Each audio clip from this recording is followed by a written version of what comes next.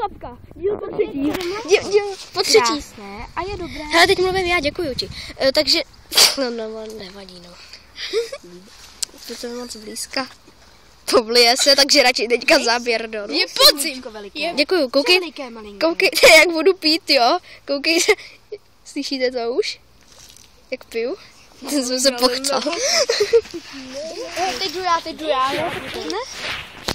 Víte, teď jdu já. Nejdeš. Já tam schodím ty listy. Je podzim a je nejlepší dát na mlíčko. Pí, Filipku, pí. Ano, ty vole, to tam nebyly ani vidět, ty listy. No, ty to bude dobré, viď? Výborné. Že jo? Co budete dělat, když si třeba chcete sednout A máte strašnou řízeň. Co děláte?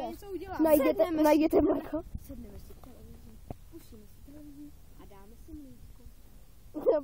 To poblujeme. Dej si taky. Děkuji. Tak sledujte. No, ty vole, to je náš expert na mlíko.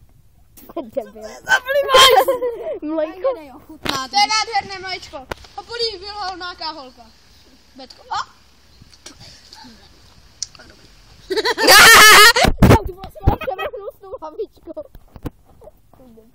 To byla reklama na mléko. Martine, tu vole, ještě nekončíme.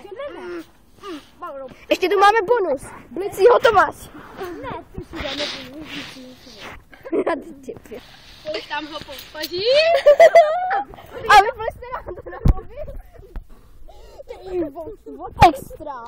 Dnes tady končíme. Dobrý, už jsem vybil a koukajte na nás asi pár lidí z baráku. No, to nevadí, že jo. Viděj oficiál video. Tohle trailer na mlíko. No ty vole, vylejme to na mobil. Děkuju, vylejte na mobil. Před můj barák. Tam natáčíme. Já budu natáčet naší cestu.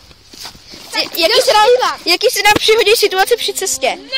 Jdou vojáci polem. Za tebou.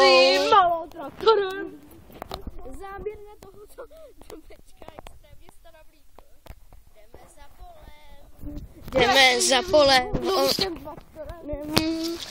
Propichnu tě. Skáču parkour. Umím to. A ty to neumíš. Jdeme na Tour de France. No, my tak. No, my. Cože? Tak ty vole, za chvíli to bylo 3 minuty a to já nevím, jestli to na to tam vejde. Stopni to. Stop, počkejte.